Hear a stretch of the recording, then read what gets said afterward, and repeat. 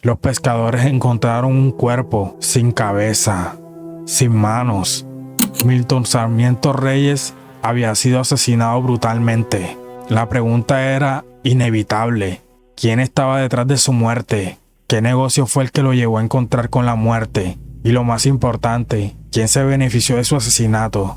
El misterio, lejos de resolverse, apenas comenzaba. Pero espera, te doy un poco más de contexto.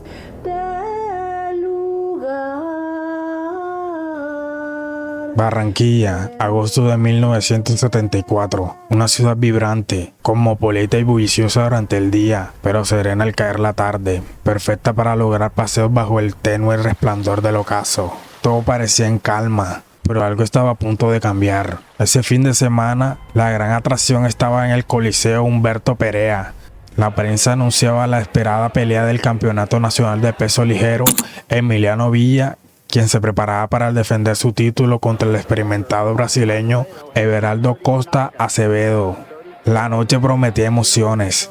Incluso Pambelé, el ídolo del momento, haría acto de presencia, aunque su temible derecha estaba inmovilizada por un yeso. Sin embargo, cuando llegó la noche del combate, nadie hablaba del boxeo. Toda la atención estaba en otro lugar, en un misterio que dejó helado la ciudad, porque ese mismo día, en la playa de Puerto Mocho, apareció algo aterrador, algo que nadie podía explicar. Una cabeza. ¿A quién pertenecía? ¿Quién la dejó ahí? ¿Y qué oscuros secretos estaban a punto de salir a la luz? Era una madrugada cualquiera. La brisa salada golpeaba los rostros curtidos por el sol, y el vaivén de las olas marcaban el ritmo de una jornada más en alta mar.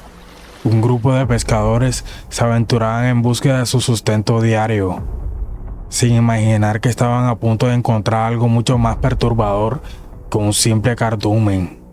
Al principio solo era una sombra flotando en la distancia, un tronco, un maniquí. La mente jugaba un truco cuando la oscuridad de la noche aún dominaba el horizonte, pero cuando lo sacaron del agua y los primeros rayos del sol iluminaron la escena, el horror se hizo evidente. Era un cuerpo humano, pero no un cuerpo cualquiera. No tenía cabeza, no tenía manos. Uno de los testigos, un pescador, revivió la escena décadas después. Lo describió con precisión escalofriante. Era un señor gordo, moreno. Lo encontraron entre los pescadores y los trabajadores de bocas de ceniza que estaban haciendo mantenimiento a los vagones. Horas más tarde, los investigadores hallaron la cabeza muy cerca del lugar donde apareció el cadáver. La ciudad quedó paralizada por la noticia. ¿Quién era el hombre desmembrado que el mar había devuelto? ¿Por qué lo mataron de esa forma tan brutal? Durante 4 días, el misterio mantuvo en vilo a los habitantes de Barranquilla. Pero finalmente, el Escuadrón F2 de la Policía Nacional, lo que se conoce en Colombia como la SIJIN, logró resolver la primera gran incógnita. El hombre sin cabeza tenía nombre. Se llamaba Milton Sarmiento Reyes. Era un joyero acaudalado y alguien quería asegurarse de que su historia terminara en olvido, o al menos de que nunca pudieran contarla. Identificar a la víctima no fue tan fácil. Su cuerpo mutilado, sin cabeza ni manos, parecía diseñado para borrar su identidad por completo, pero los asesinos no contaron con un detalle que parecía desapercibido para cualquiera, excepto para los investigadores. En la morgue, los peritos forenses encontraron una protección dental en la boca del cadáver, una pista pequeña pero crucial. La pieza había sido fabricada en Barranquilla años atrás por un reconocido odontólogo, Gustavo Molinares, y Molinares no solo recordaba su trabajo, sino que conocía bien a quién la usaba. La víctima tenía nombre. Se trataba de Milton Sarmiento Reyes, un joyero acaudalado, conocido en toda la región.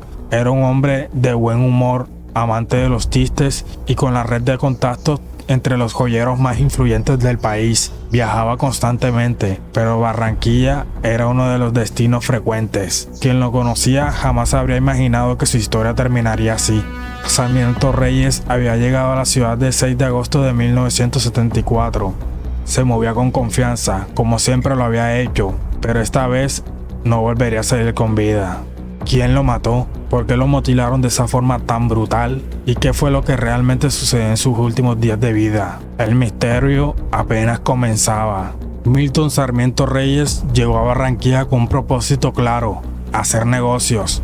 Se hospedó en el Hotel Suiza, ubicado en la calle San Blas, entre el 10 y el 13 de agosto de 1974. Cumplió con su agenda: visitar a los joyeros más importantes de la ciudad.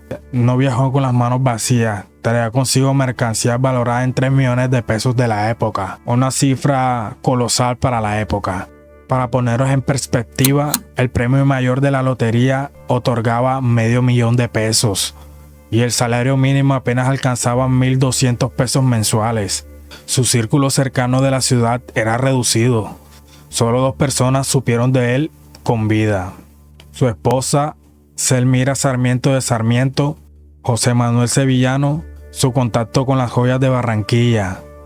Sevillano y Sarmiento Reyes habían pactado un almuerzo en el miércoles 14 de agosto, pero aquella mañana la cita se canceló. Sarmiento Reyes debía reunirse con unos clientes para cerrar un negocio importante.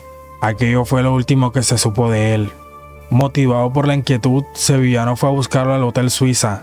Allí el personal le confirmó algo inquietante. Hace al menos 2 días que nadie lo veía. El jueves 15 de agosto, la policía iniciaba la búsqueda. Esa misma noche, una señal aterradora aparecía en el agua.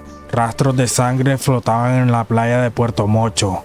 A la mañana siguiente, viernes 16 de agosto, el mar devolvía la verdad. Los pescadores encontraron un cuerpo sin cabeza, sin manos. Milton Sarmiento Reyes había sido asesinado brutalmente. La pregunta era inevitable: ¿quién estaba detrás de su muerte? ¿Qué negocio fue el que lo llevó a encontrar con la muerte? Y lo más importante, ¿quién se benefició de su asesinato? El misterio, lejos de resolverse, apenas comenzaba.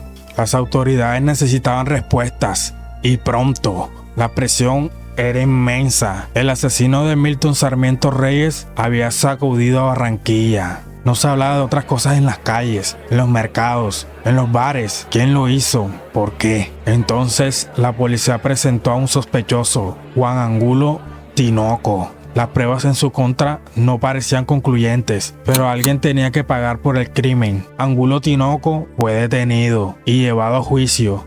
Sin embargo, lo que sucedió en aquella sala fue algo pocas veces visto. La expectación era tan alta que, según testigos, se imprimieron boletas para que la gente pudiera entrar al juicio, como si se tratara de una función de cine. Más de 400 personas lograron entrar al recinto, mientras cientos quedaron afuera. El abogado de la defensa, Miguel Bolívar Acuña, sabía que tenía un reto difícil. La opinión pública ya había dictado sentencia, pero entonces un giro inesperado, el penalista hizo una afirmación que cambiaría el rumbo del caso. Una cosa es el robo y otra el asesinato. La estrategia funcionó. Angulo Tinoco fue absuelto de todos los cargos. El único detenido por el crimen del descabezado en Puerto Mocho salió en libertad y el caso quedó sin culpables. Hasta el día de hoy, la identidad de los asesinos del Milton Sarmiento Reyes sigue siendo un misterio.